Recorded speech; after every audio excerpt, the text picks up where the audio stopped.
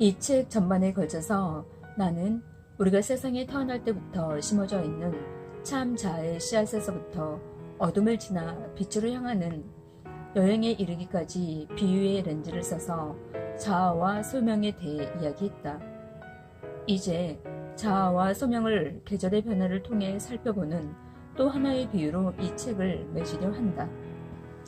계절의 비유는 우리가 세상의 법칙의 본질을 깊이 이해할 수 있게 한다. 하늘의 씨앗은 끝없는 계절의 순환 속에서 삶의 단계를 진행시킨다.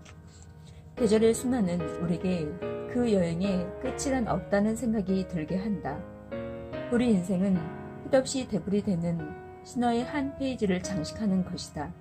즉, 우리는 나는 누구인가, 나는 누구의 것인가와 같은 결코 대답할 수 없는 질문들의 주위를 나선행으로 돌면서 따라 내려간다. 하지만 시인 릴케는 우리 삶 전체가 질문을 쌓는 것이라고 했다. 계절의 비유는 또한 우리의 질문에 새로운 범위를 준다. 자아와 소명에 대한 탐색을 내적 삶의 깊이에 존재하는 그 기원의 범위를 넘어서 인간 공동체와 공동체에 필요한 리더십의 범위를 넘어서 본질의 세계로 이끌어준다. 모든 눈에 보이는 세계 중에서 가장 광대한 세계이며 우리 인생이 그 안에서 뿌리내리는 곳이다. 비유는 물론 문학적 산물 이상의 것이다. 사람들은 대부분 무의식적이긴 하지만 자기 인생의 경험을 얘기하는데 비유를 사용한다. 이런 개인적 비유는 단순한 현실 묘사 이상의 작용을 한다. 우리가 가진 가장 생생한 능력 중의 하나인 상상력을 발휘하면 비유는 곧잘 현실이 되며 언어에서 우리 생활 속에 살아있는 것이 된다. 어떤 사람들은 인생은 기회의 게임 같은 것, 승자도 있고 패자도 있다고 말한다. 하지만 이러한 비유는 패배에 대한 숙명론을 만들어낼 수 있다. 또 어떤 사람들은 인생은 전쟁터 같은 것, 적을 무찌르지 않으면 내가 적에게 당한다고 말한다. 하지만 이런 비유는 사방에 적을 만들고 항상 공격 태세를 유지하는 결과를 초래한다. 비유를 선택하는 데에는 현명해야 한다. 계절은 인생의 움직임을 나타내는 현명한 비유이다. 이 비유는 인생이 전쟁터나 기회의 게임이 아닌 무한한 풍요와 더욱 유망하며 현실적인 어떤 것임을 제시해준다. 우리의 인생이 끝없는 계절의 순환과 같다는 개념은 투쟁과 기쁨, 손실과 이득, 어둠과 빛을 부정하지 않으며 우리가 그 모든 것을 포용하도록 그리고 그 안에서 성장의 기회를 발견하도록 교훈을 북돋아 준다. 우리가 농경사회에서 자연과 친밀하게 산다면 비유이자 현실로서의 기질이 계속해서 우리 삶의 틀을 만들어 갈 것이다. 하지만 우리 시대를 지배하는 비유는 농업에서 나오는 것이 아니라 공업에서 나온다. 이러한 비유를 통해서는 우리 인생을 기른다가 아니라 만든다고 믿는다. 일상의 대화에서 만든다는 말을 어떻게 쓰는지 한번 들어보라. 시간을 만들고 친구를 만들고 의미를 만들고 돈, 생활, 사랑에 있어서도 우리는 모두 만든다는 표현을 쓴다. 앨런 아츠의 관찰에 따르면 중국 어린이는 아기는 어떻게 자라나요? 라고 묻는 반면 미국 어린이는 아기는 어떻게 만들어요? 라고 묻는다고 한다. 우리는 어렸을 때부터 우리가 모든 것을 만든다는 문화와의 오만한 자신감에 젖어 있다. 세상은 단순한 원료이고 거기에 우리가 디자인과 노동을 가하기 전에는 아무런 가치가 없는 것으로 격화시켜 버리는 것이다. 우리는 인생이 어김없는 계절의 순환과 우리가 함께 공모하는 힘의 작용에 의존한다는 개념을 받아들여야 한다. 그때 우리는 무엇이든 우리가 원하는 종류의 인생을 원하는 때에 만들어낼 수 있다고 주장하는 오만한 문화 속으로 거꾸로 돌진해 들어가게 된다. 또한 언제나 책임은 우리에게 있다고 믿고 싶어 안다라는 자신의 단단한 애고를 향해 뛰어들게 된다. 우리는 이렇게 왜곡된 문화와 애고를 개혁해 나가야 한다. 그것을 통해 인생의 살아있는 생태적 환경을 존중하는 데에 뿌리를 둔 생각과 행동, 그리고 존재 방식으로 바꾸어 나가야 한다. 이러한 생태 환경은 우리가 요구하는 원료로서 주어지는 게 아니다. 우리 인생을 지탱하는 존재로서 우리에게도 존재를 요구하는 것이다. 우리는 세상을 변화시키기 위해서만 태어난 것이 아니라 우리 자신도 변화되기 위해서 태어난 것이다. 변화는 어려운 일이다. 그러나 인생의 계절의 순환이라는 비유에는 어려움과 함께 안락함도 있다는 사실을 알아두는 게 좋다. 그 이미지에 비추어 세상에는 우리만 홀로 있는 게 아님을 알게 된다. 우리는 강대한 존재의 공동체에 첨가하는 일원으로서 우리가 마음을 열고 그 인도에 따르면 이 위대하고 은혜로운 진리의 공동체에서 사는 법을 새롭게 배울 수 있다. 우리는 할 수 있고 또 해야만 한다. 우리의 과학이 인간을 위한 것이기를, 우리의 제도가 계속 유지되기를, 우리가 더 깊이 치유되기를, 우리 인생이 진실하기를 바란다면. 가을은 대단히 아름다운 계절임에 틀림없지만 또한 조락의 계절이기도 하다. 낮은 점점 짧아지고 햇살은 영롱하며 풍요의 여름은 죽음의 겨울로 쇠퇴한다. 피할 수 없는 겨울을 목전에 두고 자연은 가을에 어떤 일을 하는가? 자연은 새봄에 다시 자라날 씨앗을 뿌린다. 그것도 놀랄 만큼 풍부하게 뿌려댄다. 내가 느끼는 가을은 씨 뿌리기에 대해서보다는 여름에 무성했던 초록빛이 갈색이 되고 죽어가기 시작한다는 사실이 먼저 떠오른다. 가을의 빛깔은 내게 멜랑콜리한 즐거움을 주었으며 주변 자연의 아름다움 때문에 더욱 고양되는 상실감에 젖어들었다. 나는 새 생명의 희망으로 들뜨기보다는 다가오는 죽음에 대한 생각으로 가라앉는 기분이 든다.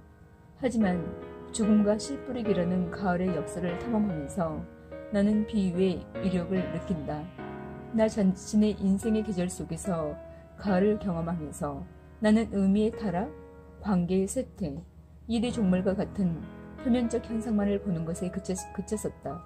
하지만 내가 좀 더 깊이 보았다면 다음 계절에 맺을 열매를 품고 있는 무수한 가능성이 심어지는 것을 볼 수 있었을 것이다. 돌아보면 내 인생에서도 그때 당시에는 보지 못했던 것들이 이제는 보인다. 실직이 내게 필요한 일을 찾는 데 도움이 되었음을, 길 막혔음이라는 표지 덕분에 내가 방향을 돌려가야 할 길로 들어서게 되었음을, 회복불능이라고 느꼈던 손실 덕분에 내가 진짜 알아야 할 의미를 깨닫게 되었음을, 표면상으로는 인생이 작아지는 듯 보였지만 언제나 서류 없이 그리고 풍부하게 새 생명의 씨앗이 뿌려지고 있었다. 삶이 죽음 안에 숨겨져 있다는 이 희망찬 개념은 가을의 멋진 풍광 덕분에 더욱 그 힘을 얻는다. 자연이 그렇게 하지 않았다면 대체 어떤 화가가 죽음의 계절을 그토록 아름다운 빛깔로 색칠했겠는가? 죽음을 두려워하고 추하고 불결한 것으로 여기는 우리 눈에는 안 보이는 아름다움이 죽음에 있는 것인가? 죽음과 우아함이 손을 맞잡고 있음을 보여주는 가을을 우리는 어떻게 이해해야 하는가? 나는 이 질문들의 가장 적절한 대답을 토마스 머튼의 보이는 모든 것에 온전함이 숨어 있다 하는 말에서 구했다. 눈에 보이는 자연의 세계에서 이러한 진실은 흔히 볼 수 있는 곳에 숨어 있다. 쇠락과 아름다움, 어둠과 빛, 죽음과 삶은 상반되는 것들이 아니다. 이것들은 숨겨진 온전함의 역설 속에 함께 존재한다.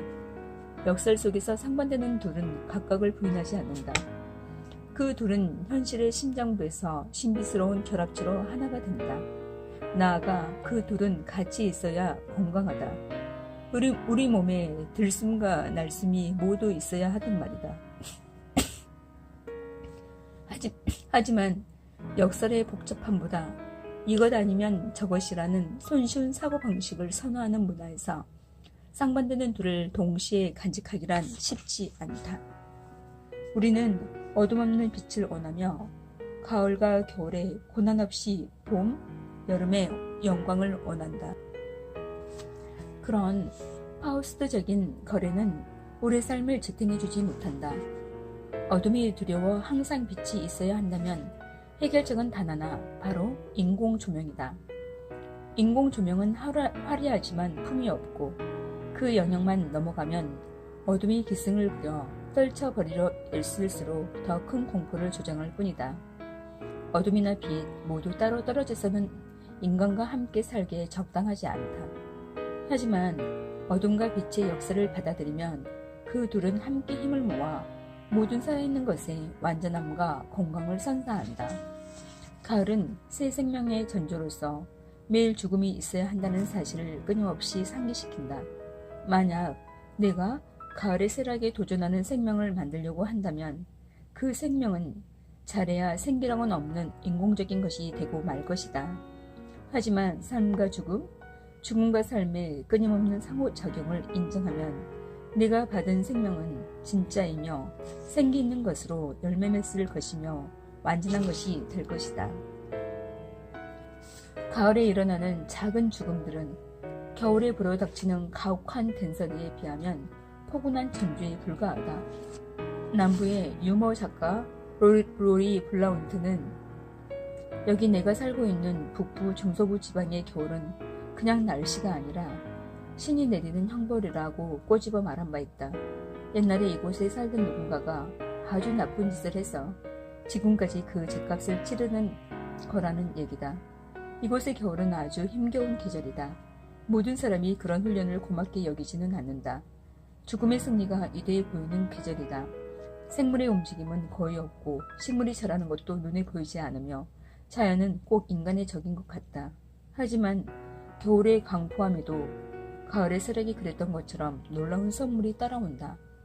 하나의 선물은 아름다움이다. 가을의 아름다움과는 다르지만 한편으로는 더욱 사랑스러운 그런 아름다움. 지구상의 어떤 광경, 어떤 소리가 소리 없이 소복이 내리는 눈만큼 아름다울 수 있을까? 또 하나의 선물은 모든 살아있는 것에는 겨울잠과 깊은 휴식이 꼭 필요함을 일깨워 주는 것이다. 물론 겉으로 보는 것과는 달리 자연은 겨울에 죽어있는 것이 아니다. 자연은 스스로를 새롭게 하고 봄을 준비하기 위해 땅 밑으로 내려갔다. 겨울은 우리에게 부드러운 훈계를 주는 계절이며 심지어 우리 스스로 그런 훈계를 할 마음이 들게 하는 계절이다. 하지만 나에게 겨울은 최고의 선물을 간직한 계절이다. 그건 바로 하늘은 맑고 햇빛은 찬란하며 나무들은 벌거벗었고 첫눈은 아직 오기 전 그때이다. 바로 완전한 투명함이다.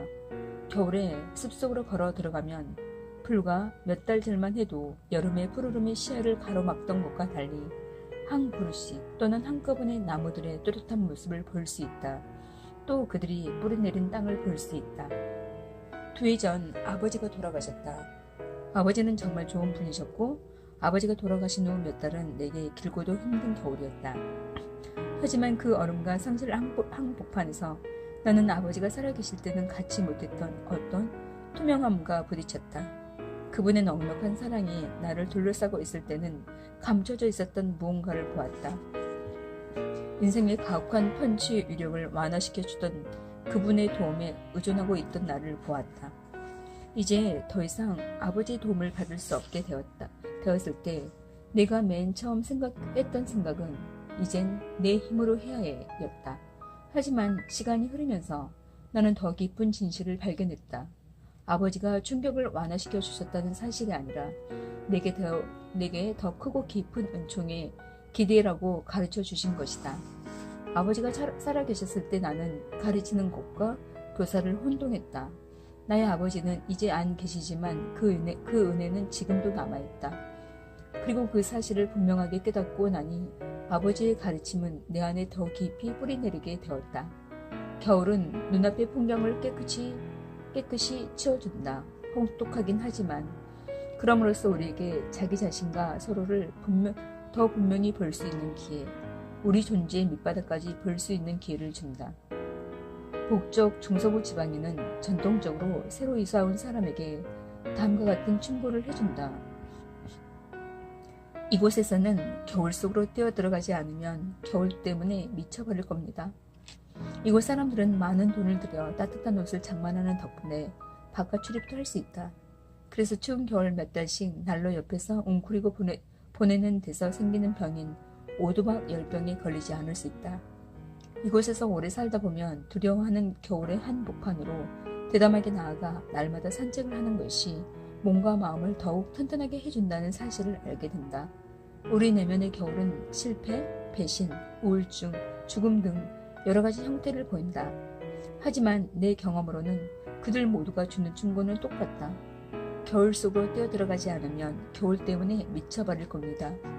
우리가 가장 피하고 싶은 두려움 속으로 대담하게 들어서기 전까지는 그 두려움이 우리 인생을 지배한다. 하지만 우리가 그 안으로 똑바로 걸어 들어가면 우정이나 내적 훈련 또는 영적 인도라는 따뜻한 보호장구를 껴입고 동성애에 걸리지 않은 채 그들이 전해주는 가르침을 배울 수 있다. 그러고 나면 우리는 계절의 순환이 믿을 만한 것이며 생명을 주는 것임을 다시 한번 발견한다. 심지어 가장 힘든 계절에도 그렇다. 봄이 오면 그 계절적 화려함에 나는 낭만적 감성에 빠져든다. 하지만 아픈 진실 하나를 먼저 얘기해야겠다. 봄은 그 아름다움을 갖추기 전에 진흙과 오물에 지나지 않는 추한 모습을 드러낸다는 것이다. 이른 봄의 들판을 걷다 보면 장화가 푹푹 빠지고 세상은 온통 눅눅하고 질척해서 오히려 꽁꽁 얼어있던 땅을 그리워하게 만든다. 하지만 이 진흙 범벅 속에서 부활을 위한 환경이 창조되고 있다.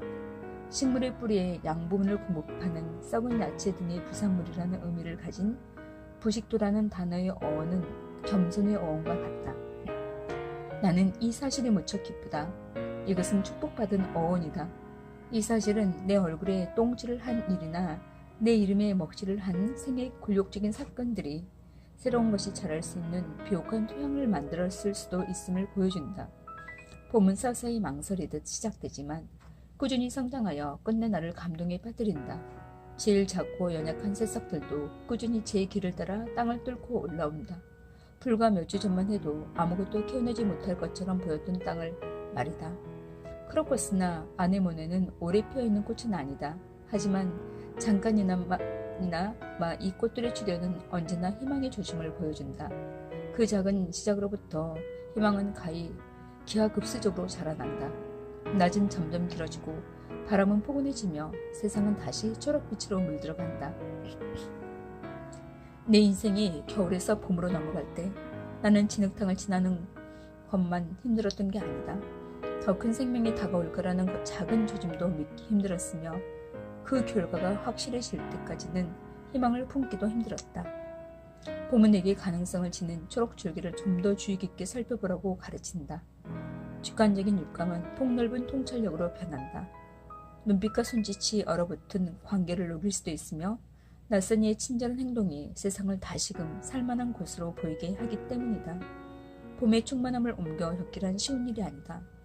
늦봄은 너무도 화려해서 기교보다는 열정이 넘쳐나는 시인들이 오래전부터 늦봄을 노래했다. 하지만 아마도 그 시인들의 요점은 하나일 것이다. 우리가 운명적으로 이 화려함에 굴복하여 깨닫는 바는 이런 것일 때다. 인생은 언제나 겨울이 강연은 바다로 자로 재듯 측정하며 사는 게 아니라 가끔은 다채로운 색채와 성장에 탐닉해 흥청망청하게 될 때도 있음을 이해하게 되는 것이다. 늦봄은 자연의 촉지 기간이다. 필요성이나 이유 따위는 모두 접어둔 채 꽃봉오리를 피우는 엄청난 선물을 안겨준다. 순수한 기쁨 그 하나의 이유만을 위해 겨울에는 모두 거둬 가버린 것처럼 보였던 생명의 선물을 다시 선사하는 것이다. 자연은 그것을 몰래 감춰두지 않고 모두 아낌없이 준다. 여기에는 모든 전통적인 지혜의 말씀에서 알려져 있는 또 하나의 역설이 있다. 선물을 받았을 때 그것을 계속 살아있게 하는 방법은 움켜쥐고 있는 것이 아니라 그것을 다른 사람에게 전달하는 것이다. 물론 사실주의자들은 자연의 낭비에는 어떤 실용적인 기능이 있는 거라고들 말한다. 또 당연히 그럴 것이다. 하지만 나는 애니 딜라드가 나무의 무절제에 대해 쓴 글을 읽고 나니 의구심을 품지 않을 수 없다. 그녀는 평범한 나무 한 그루가 자기 설계를 할 때도 얼마나 낭비가 심할 수 있는지에 대해 이야기한다. 잘 믿어지지 않으면 그녀의 제안으로 당신이 이제 마주치게 될 맨 처음의 나무를 모델로 시험해보라. 사실주의자들을 조롱하듯 그녀의 글은 이렇게 이어진다. 당신이 하느님이라고 합시다. 이제 당신은 숲을 만들려고 합니다. 혈기 있고 태양 에너지가 가득하며 산소를 내뿜는 그런 숲을요. 어떻게 그것들을 만들겠습니까? 그냥 널빤지를 대충 잘라서 화학 납품을 들이고 질적한 초록색 들판을 만드는 게 더 간단하지 않나요? 가을의 풍족한 씨 뿌리기에서부터 엄청난 봄의 선물 공세에 이르기까지 자연은 한결같은 교훈을 일러준다. 즉, 우리 생명을 구하고 싶다면 그것을 움켜쥐고 잊지 말고 아낌없이 써버리라는 것이다. 지나친 손익계산과 생산성, 시간과 활동의 능률성, 수단과 목적의 합리적인 관계, 적당한 목표를 세우고 거기에 이르는 최단 코스를 만들어내는 것에 집착하면 우리가 하는 일이 결실을 맺기도 힘들고 우리 인생에서 봄의 충만함을 누리기란 힘들 것이다. 언제부터 꿀벌이 다니는 길을 최단 코스라는 잘못된 뜻으로 쓰기 시작했을까? 봄의 꿀벌들이 일하는 모습을 잘 보라. 벌들은 꽃과 자신의 운명을 희롱하며 이곳저곳을 날아다닌다. 분명 벌들은 실리적이며 생산적이다. 하지만 그 일을 동시에 스스로 즐기고 있을 거라는 내 생각을 바꿔놓을 수 있는 과학적 증거는 어디에도 없다. 내가 사는 이곳의 여름은 한마디로 풍요 그 자체이다. 숲은 덤불로 가득하고 나무에는 열매가 주렁주렁 달려있고 초원에는 야생화와 목초가 지천이며 들판에는 밀과 옥수수가 물결치고 정원에는 호박이, 빗들에는 잡초가 무성하다. 봄의 충격과는 대조적으로 여름은 안정된 풍요의 상태이다. 넘쳐나는 초록빛과 황금빛이 우리가 아는 것 이상으로 우리를 먹이고 기른다. 물론 자연이 언제나 풍요만을 생산하는 건 아니다. 여름에 닥쳐온 홍수나 가뭄이 수확을 망쳐놓아 들에서 일하는 사람들의 생명까지 위협하는 경우도 있다. 하지만 자연은 대개 궁핍의 시기에도 언젠가 풍요로운 들판이 돌아올 것을 보여줌으로써 우리에게 궁핍과 풍요가 순환되는 것임을 일깨워준다. 이런 자연현상은 인간의 본성과 극명하게 대조를 이룬다. 인간은 마치 그것이 인생의 법칙이라도 되는 양 끊임없이 부족을 느낀다. 나는 매일같이 필요한 무언가가 부족하다는 생각을 얼마나 빨리 해대는지에 놀랄 지경이다. 내가 재산을 축적하는 것은 재산이 충분하지 않다고 믿기 때문이며 다른 사람과 권력 싸움을 벌이는 것은 권력이 제한되어 있다고 믿기 때문이고 질투심을 느끼는 것은 남이 너무 많이 사랑받으면 내가 주목받지 못할까봐 그런 것이다. 이 글을 쓰면서도 나는 이놈의 부족과 싸워야 했다. 텅 빈 종이를 뚫어져라 바라보면서 아이디어와 이미지, 외화가 떠오르지 않아 절망에 빠지기는 얼마나 쉬운가. 이미 쓴 글을 다시 보며 썩 마음에 들지 않지만 그냥 이걸로 하지 뭐. 더 나은 게 나올 거라는 보장도 없으니까 라고 말하기는 얼마나 쉬운가. 가능성의 연못에는 바닥이 없고 거기에 풍덩 끼어들면 더 많은 것을 찾아낼 수 있다는 사실을 믿기란 정말 쉽지 않다. 아이러니는 우리가 두려워하는 바로 그 부족은 사실 우리가 부족이라는 가설을 받아들이는 데서 생긴다는 것이다. 내가 어떤 물건들을 쌓아두면 적게 가진 사람이 있어야 하니 나는 결코 충분하다는 생각이 안 들 것이다. 내가 권력의 사다를 오르기 위해 싸운다면 지는 사람이 있어야 하니 나는 결코 마음을 놓지 못할 것이다. 내가 사랑하는 사람에게 질투를 느낀다면 나는 그 사람을 멀리 쫓아버릴 것이다. 내가 쓴 오이들이 어쩔 수 없는 최후의 선택인 듯 거기에 집착하면 새로운 가능성의 연못은 말라버리고 말 것이다. 우리는 부족을 두려워하면서 그것을 법칙처럼 받아들인다. 마치 사하라 사막의 마지막 오아시스 앞에 서 있는 것처럼 다른 사람과 경쟁을 벌임으로써 오히려 부족을 만들어내고 있다. 인간 세상에서 풍요는 저절로 이루어지지 않는다. 풍요는 우리가 공동체를 이루려는 의식을 가지고 공동으로 제정한 것들을 자축하고 함께 나눌 때 찾아온다.